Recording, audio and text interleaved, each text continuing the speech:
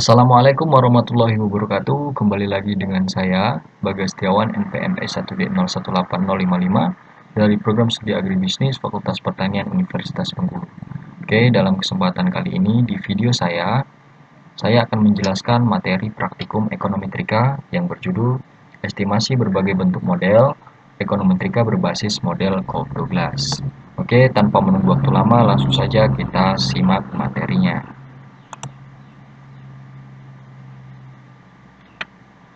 Nah, di sini saya sudah menyiapkan PowerPoint-nya mengenai laporan saya yang berjudul Analisis Faktor-Faktor yang Mempengaruhi Produksi Bawang Prei atau Bawang Daun.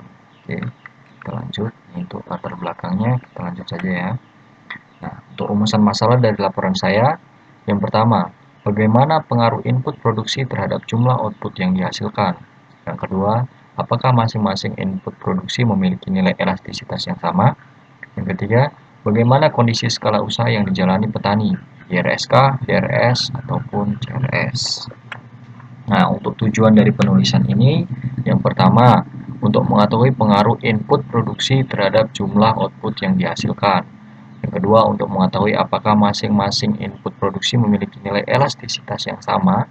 Yang ketiga, untuk mengetahui bagaimana kondisi skala usaha yang dijalani petani IRS, DRS, atau CRS.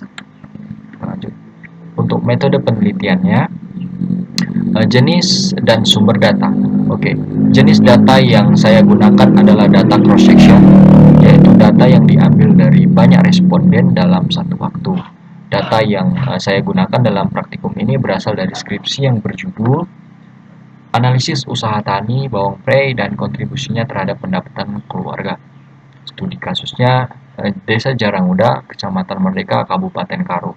Nah, untuk spesifikasi model yang saya gunakan, model yang digunakan dalam praktikum ini adalah model ekonometrika Cobb-Douglas. Bentuk persamaannya sebagai berikut. Len YT sama dengan len beta 0 ditambah beta 1 len X1T ditambah beta 2 len X2T ditambah beta 3 len X3T ditambah ET. Oke, untuk keterangannya sendiri, len YT itu jumlah produksi, beta 0 dikurang beta 5 itu koefisien regresi, len X1T itu luas lahan, len X2T itu bibit, dan len X3T itu adalah tenaga kerja. Oke, kita skip. Nah, di sini langsung saja kita masuk ke hasil dan pembahasan. Untuk pengaruh input produksi terhadap jumlah output yang dihasilkan. Nah, di sini ya, sudah ada tabelnya untuk 3 variabel yang kita gunakan, yaitu luas lahan, jumlah bibit, dan tenaga kerja. Oke, langsung saja kita masuk ke sini. Nah, oke, kita baca ya. Untuk nomor 1, untuk yang luas lahan. Luas lahan itu p-value-nya lebih kecil dari alpha ya. 0,048 itu lebih kecil dari 0,1. Oke, jadi H1 diterima dan H0 ditolak, artinya variabel luas lahan mempengaruhi variabel jumlah produksi tanaman bawang prei. Yang kedua, untuk variabel bibit, p-value lebih kecil dari alpha, ini ya, 0,000 lebih kecil dari 0,1. Itu maka H1 diterima dan H0 ditolak, artinya variabel bibit mempengaruhi variabel jumlah produksi tanaman bawang prei. Nah, dan yang ketiga, untuk variabel tenaga kerja. Untuk p-value-nya itu lebih besar dari alpha, oke ya. Ini ya, 0,985 itu lebih besar. Maka H1 ditolak, H0 diterima. Artinya variabel tenaga kerja tidak mempengaruhi variabel jumlah produksi tanaman bawang prei. Oke, kita lanjut. Untuk elastisitas dan hubungan input variabel. Di sini juga sudah saya siapkan untuk luas lahan dan jumlah bibit, luas lahan dan tenaga kerja, bibit dan tenaga kerja, hubungan input dan outputnya. Oke, langsung kita masuk, kita bacakan di sini.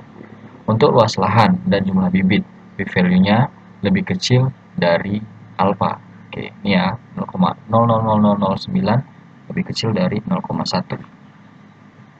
Maka H1 diterima, H0 ditolak. Artinya kedua variabel tidak memiliki elastisitas yang sama. Yang kedua, untuk luas lahannya, maaf ini tadi, oh ya, luas lahan dan tenaga kerja ya, itu P value-nya lebih besar dari alpha. Oke, lihat di sini. Nah, P value lebih besar dari alpha ya. Maka H1 ditolak, H0 diterima. Artinya kedua variabel memiliki elastisitas yang sama. Nah, yang terakhir jumlah bibit dan tenaga kerja. Untuk P value-nya itu lebih kecil dari alpha. Nah, ini ya 0,00 lebih kecil dari alpha. Oke, berarti H1 diterima dan H0 ditolak. Artinya kedua variabel tidak memiliki elastisitas yang sama. Hubungan output dan inputnya bagaimana?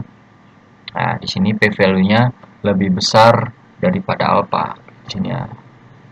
Lebih besar ya, 0,12681 lebih besar dari 0,1. Berarti H1 diterima, tolak H1 dan terima H0. Artinya kondisi usaha yang dijalankan oleh petani berada pada kondisi RS. Oke. Mungkin itu saja yang dapat saya jelaskan pada materi pada kesempatan kali ini. Apabila ada kesalahan dari awal hingga akhir, saya mohon maaf. Semoga bermanfaat. Saya akhiri. Wabillahi taufiq. Assalamualaikum warahmatullahi wabarakatuh.